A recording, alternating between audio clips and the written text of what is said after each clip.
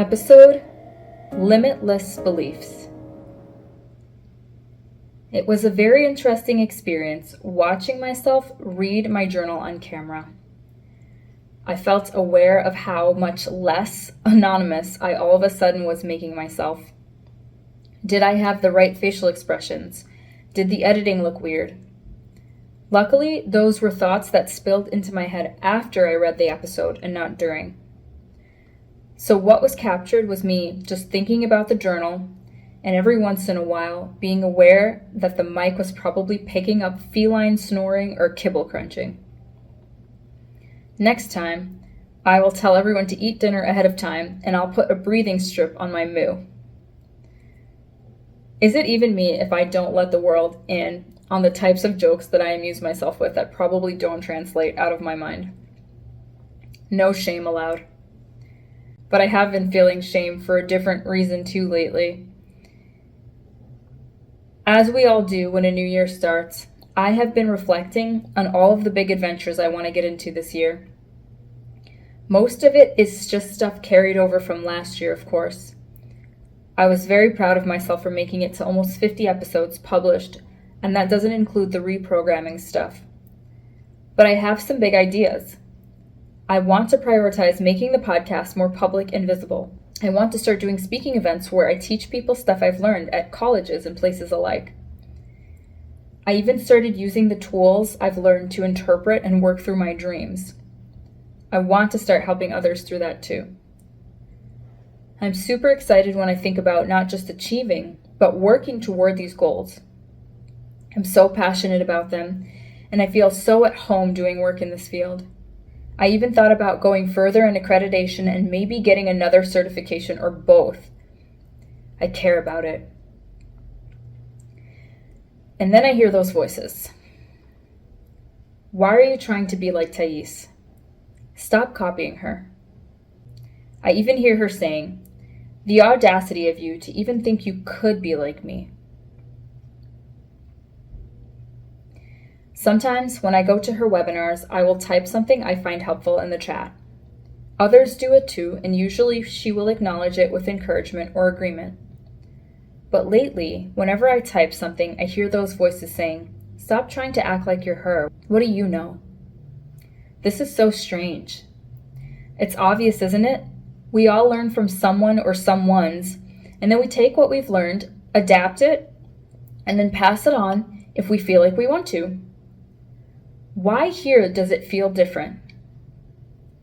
I will be honest. What I picture when I think of my perfect life, this is something I wrote in a vision of the future exercise before I knew too much about Thais, is that I would like to work from home mostly, helping clients or with workshops, then travel a couple of times a month, maybe to speaking gigs that would scale and reach more people over time. I would like to set up courses and workshops for people to go through on their own. And I would like to make my personal growth and others having breakthroughs the North Star in my life.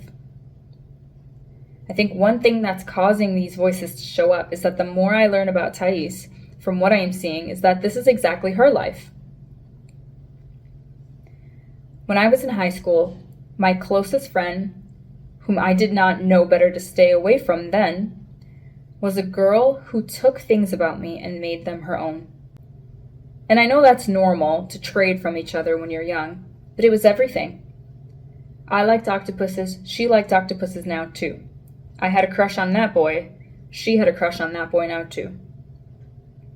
In a world where I felt enmeshed, trapped, and extinguished at home, it triggered me to feel like I could not individuate. Even then, I knew it bothered me. I remember always being a kid who marched to the beat of my own drum, so much so that I've received some, maybe minor, but perhaps even negative attention for being that way.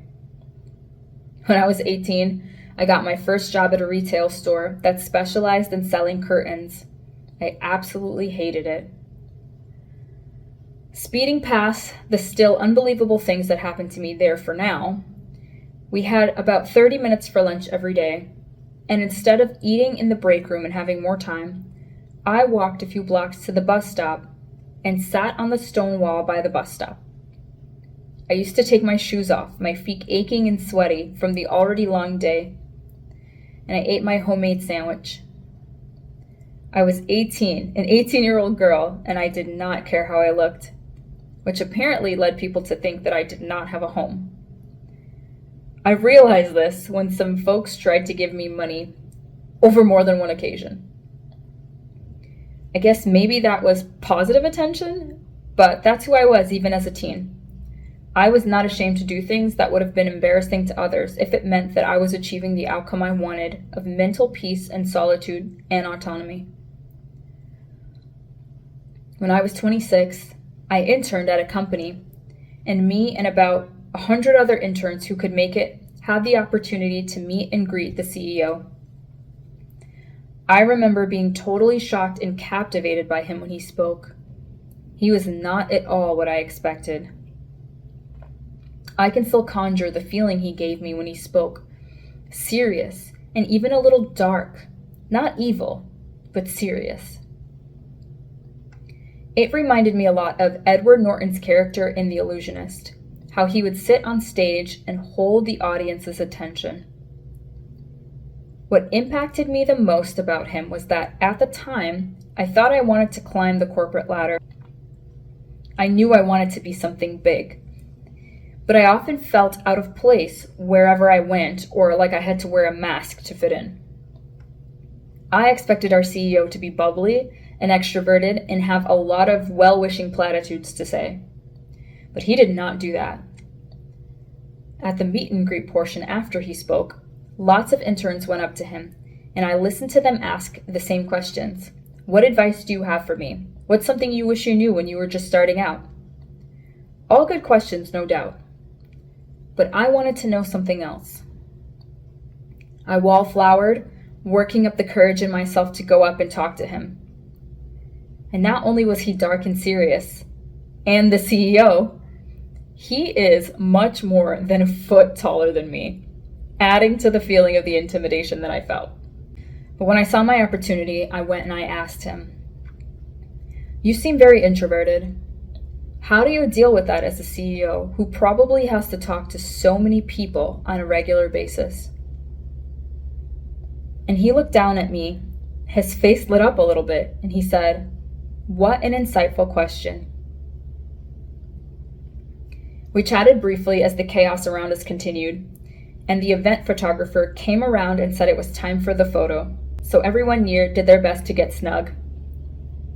Our CEO looked at me and said, I want you to stand in front of me." So I stood. I disbanded from the crowd after the photo, feeling satisfied about how the interaction went. I went downstairs to the lobby to wait for my colleague who went to the restroom so we could ride back together the 2 hours away where we lived. I was sitting in the lobby when the CEO and his then chief of staff descended the staircase and headed in my direction. It's faded from my memory at this point what was said when they first approached me, some version of "it was nice chatting." But I remember how it ended. He said, "If you ever need my help with anything, you know where to find me." Years later, I did reach out to him for help with something specific. And he kept good on his promise by bequeathing me his then chief of staff, a different man from the one who was with him on the day that we met. And that man turned into a mentor who championed me for about 2 years through some hard stuff. I mentioned that to say a couple things. That was an example of when being a little strange and marching to the beat of my own drum worked really well for me. And number 2, I'll give it 2 parts. 2A, what captivated me the most about the CEO at my first impression was that I felt like if someone who is serious and intense and introverted could be successful, it made me feel like I could do that too. I talked about that with the mentor, former chief of staff person, when we started getting to know each other. He said, "Don't try to be like the CEO. I've seen people do that and they just end up looking bad."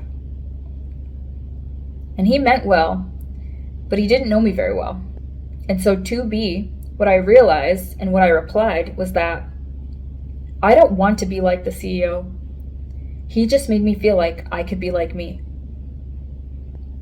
And that's how I feel about attachment theory, personal growth, public speaking gigs, helping others, Those things are me. And now I know someone in a virtual capacity, Thais, who identifies with those things too.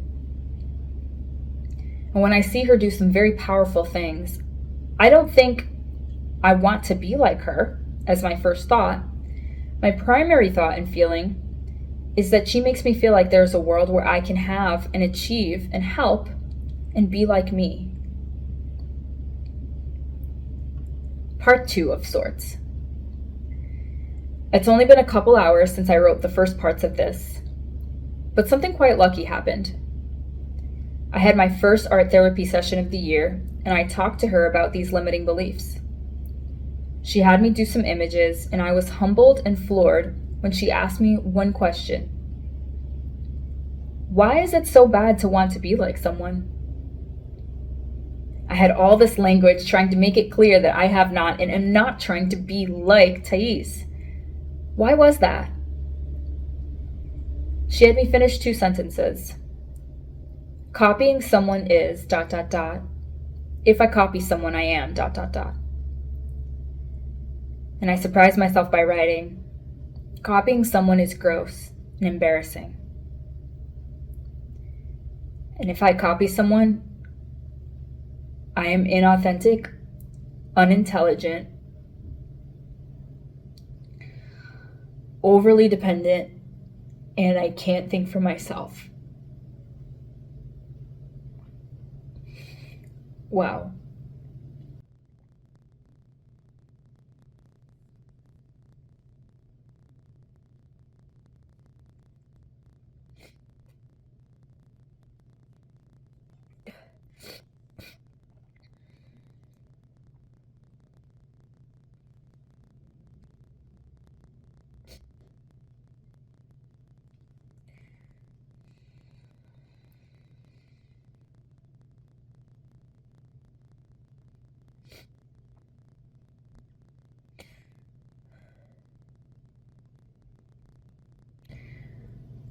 I do not know how I'm going to edit this.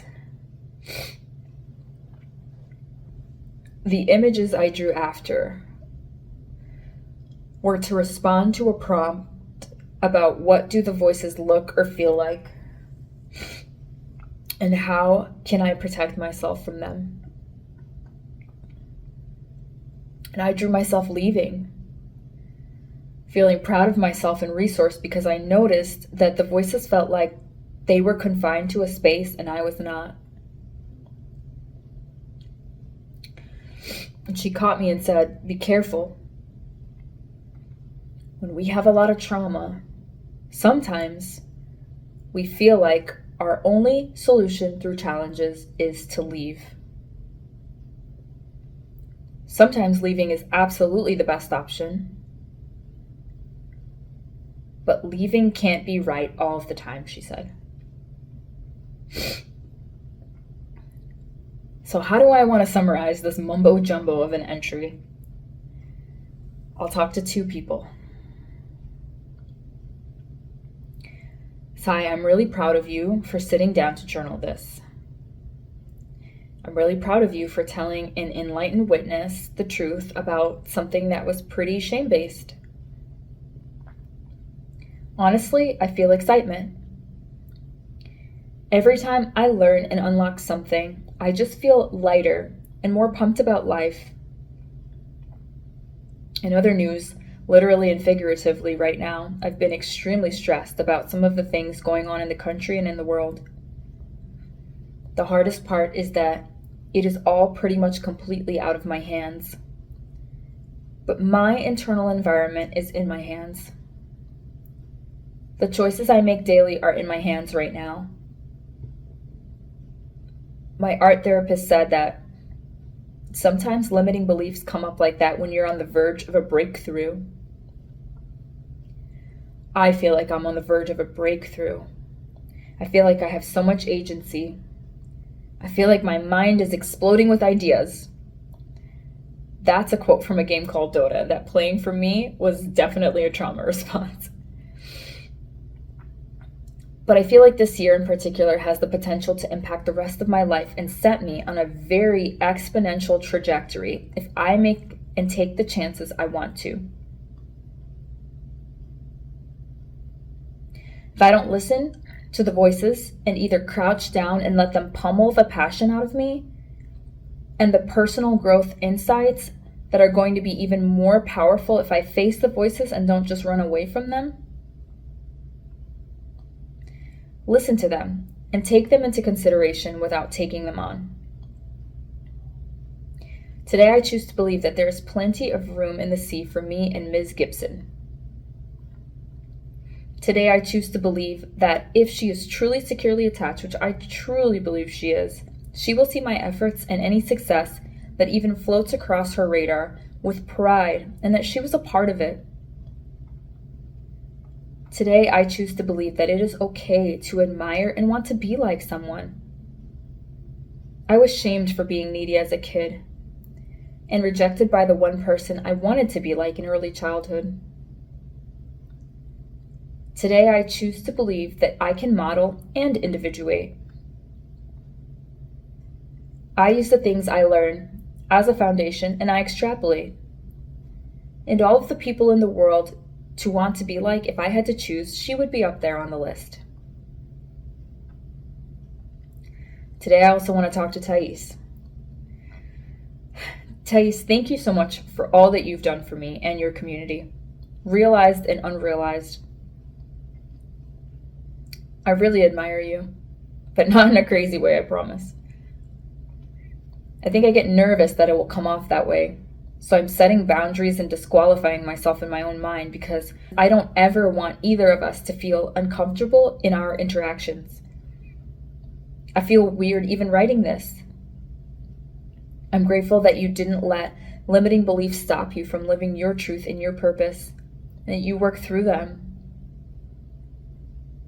I see how much you facing those voices has benefited me. I want to do that for myself, but also for others. I do see you as someone to look up to because I really value what you've done. I can't think of a person who has come any closer to what I feel like my dreams are. And I look at you with respect and appreciation, and I celebrate the success that you have and are gaining. But I need to go to bed soon, so I'm going to spend the last few minutes talking to me again now. So, Sai, although you feel so renewed and excited again, there is a big part of this that still feels unresolved. Like we have only scratched the surface. Go through the art homework exercises you were given to explore what the steps could be before departing from the voices. What can they teach us? What can they gift us? I saw a funny video online today from a kooky creator who was saying, if you're gonna overthink anyway, why not overthink the positive? Of course, I know the neuroscience of why this defaults to the negative, but I do think that there was profundity in that. I can probably think of infinite limiting beliefs about why I should give up if I let myself. But I'm going to continue to go through autosuggestion, journaling, and all my tools and give my energy to think of all of the reasons that I should keep going. Thanks for listening.